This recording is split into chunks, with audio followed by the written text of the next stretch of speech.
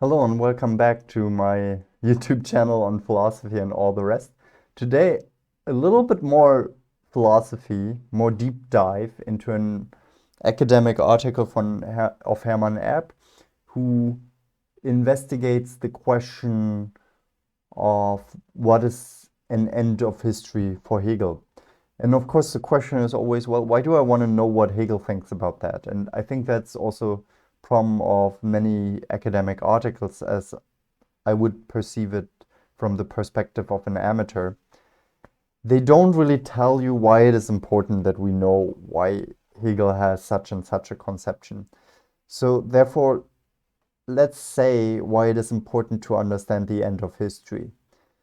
If we look into Ray Kurzweil's vision of the end of history, he assumes that the singularity will bring us there, and he has a very clear technological vision of how that happens. And I think what he does is thinking the dialectics from only one side. When he opposes his critics, he says, well, they say this, and I come up with this argument against that. And it does not reflect onto the issue of why these different positions exist. And most of the time, two positions exist because both of them have reasons to hold or reject their or the other position. Hegel doesn't do that. Hegel reflects on the end of history in a more holistic sense. But since most people approach it with a non-dialectical idea, they think, oh, that's bullshit. Like, why should history end? Like, time goes on, so history goes on. Time and history are, however, different. Last time we introduced the concept of spirit. We said that spirit is the way of how humans realize themselves through history. They don't just grasp themselves as natural entities, heaps of atoms that have a human fleshy form. And what they realize is their history. They are not interested in an exact metronomical succession of temporal events. If you think of your life, of course, you count it in numbers as often as Earth has surrounded the sun. I mean, in that sense, you already grasp it in terms of at least 4 seasons that are repeated. That is the cycle that you're more interested in. So you already see you don't just understand it according to the temporal succession, but I think the way you understand your life much more is in terms of spiritual events. My first time in kindergarten, when I got into school, when I graduated, when I'm married, right? We don't perceive our lives so much in, oh yeah, when I was exactly 25, when I was exactly 16. We may do that from time to time, but only to point out spiritual events. So discussing the end of history is really discussing a question that concerns us. So therefore, let's get back to the text. So last time we said, okay, the end of history must be something that is a certain type of spiritual time. So let's dive further into that.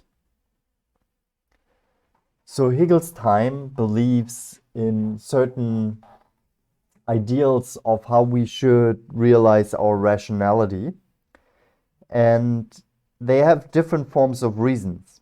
And Hegel says, well, they can be very convoluted. They can be illusions, utopias, despair, and skepticism. None of them matches what a philosophy of reason wants to achieve. And here Hegel comes and says, I think we can achieve that. We can achieve that with a norm of rationality that can deliver us a concept of objective reality at the end of our rational reflection. Now, what do I mean by objective reality? Obviously, I don't mean mind external reality. Like, how do we approach mind external reality when we are just in our mind? That's a big question. Many people say we can do that. Many people say idealism is the claim that only the mind exists. You hear that again and again. That is, of course, false. I think the genuine idealisms that I know so far, they deal more with the question, well, we cannot just presuppose a mind-external reality. We cannot just presuppose that we know what natural time is and that there is only natural time. So let's start thinking about something that we can know. That does not mean that I deny mind-external reality. But the claim of idealism is more in the sense that we deal with things that we can know. And this is relative to our mind, so it's a relativism. But what we can know is in the end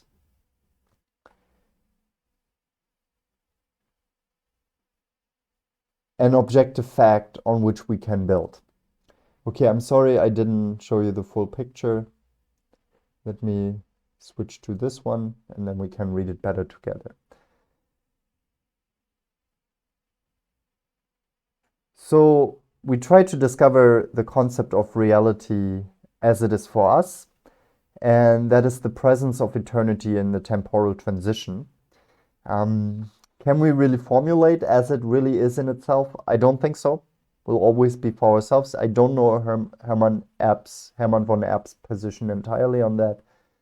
I have the feeling that he's also more an idealist as I define it, which does not mean that we reject the idea of reality as such, but when we deal with reality, we need to know what is reality for us.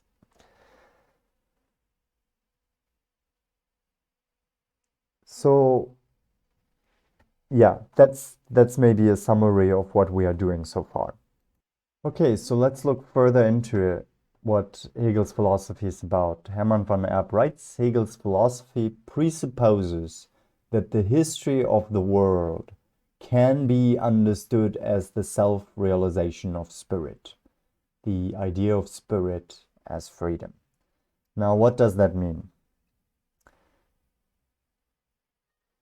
If we look at natural time, wouldn't it be an anthropomorphism? That means wouldn't we center humans in the universe and say they're the most important aspect of the universe? Well, that obviously would be problematic. But if we look at our history that we make, what is our history about? The history of humans in these different cultures, then it would maybe make more sense to say that history is about spirits trying to realize themselves. That's why we have all these conflicts and battles. So this is a thesis about humans' history and how they develop into a concept of freedom. History can then be conceived of not by the laws of nature. So that is what I already said. We don't want to understand it in terms of nature, but by the way reason succeeds in expressing its own principles in objective reality. So it's not about laws of natures, but it is about an objective reality. And I already asked, well, what is objective reality? And history is the expression of principles of human beings in something that is objective history. Now let's see, how do we have to understand that? If we think about the Romans, they had principles, like very administrative principles. They were great administrators. Maybe not as deeply philosophical as the Greeks, but their real power was to build roads and be the administrators of Europe. So they had, let's say, a principle of administration. May not be the best principle, you may say. Okay. It's made by people, so the principle is limited. But yeah, that is what nations are about, to be guided by certain principles and by which we can unify. I think that is what Hegel, or what Erb is expressing here in his ideas about Hegel. So this self-expression is the freedom of reason, although it was not understood as such under Hegel's days. And yeah, people had convoluted ideas about what their history is about. They had intuitive ideas very often. That is what Hegel would say. So what does that mean? Like, an intuitive idea is something like, oh, like we need freedom. Yeah, we need freedom. Let's fight for it. Let's go to the capital. Fight for our freedom. Let's go into the Senate and tell them what we think. Is that fully rational? Maybe. Maybe some people argue that's fully rational. But I would say we probably need a clearer conception of what rationality means here. And Hegel's working on that. So here we just say that reason is how it realizes itself through the idea of freedom. Okay? Of course, Erb discusses here the idea of a philosophical principle a priori that we use for that, so that we know before experience, and then we have a logical idea according to which we order the real events in a concrete history. And we try to understand history with regard to that rational whole of the logic. But then he also limits this thought, and he says, but this concept of history and its relation to logic is itself a historical conception that first became clear in Hegel's philosophy. So even if we have a logic and we say, look, it works out so well, we have logic and it develops according to these logical categories, then Erb would say, no, but you have to see it's still within history, even the logic. And I look at it the same way, basically. So, and just to summarize of how Hegel's idea of the realization of freedom works in the concrete world history, Erb writes, for Hegel, the end of world history is the present in which the freedom of spirit has reached such a general and objective worldly shape in political forms and institutions that the past can be conceived of as the process and work of freedom itself. So spirit expresses itself not just in myself who says, I want to eat fish, let's get fish. Or I want to get a degree, let's get a degree. In societies, we also find the same principle of organization. And we see here that spirit of the people gets shaped in terms of the political. We have institutions. And so if we then go larger and larger, we get nations. And we get something that is world history, nations battling with each other, with different principles, defending their people and so on. And then we see the work of spirit itself, which for Hegel is freedom. Why is that freedom? That's still a big question. Now, Hegel also remarks that some authors were very skeptical of that, right? They said, okay, is that possible that we come to such an end of history? And I think Erb says, no, Hegel is still open for the future. But why he's open for the future, we should look at that in another session on Hegel. So far, thank you very much for following this. If you are interested in more, then like, subscribe, you know the spiel. Look into my podcast that I have now. I will add more episodes. I talked with Ken Ivory about the unexamined life, that you have to examine your life in terms of your identity and not only in terms of natural powers, so that may be interesting to you. You can find the podcast now on Pocket Casts. I will add it also to Google and Apple soon. If you don't have all of that, you can also look into my website, Philosophy and all the rest, and find it under podcasts.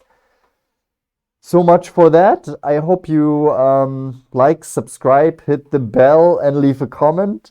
For the rest, I can only say live long and try to find your end of history in your spiritual community and prosper.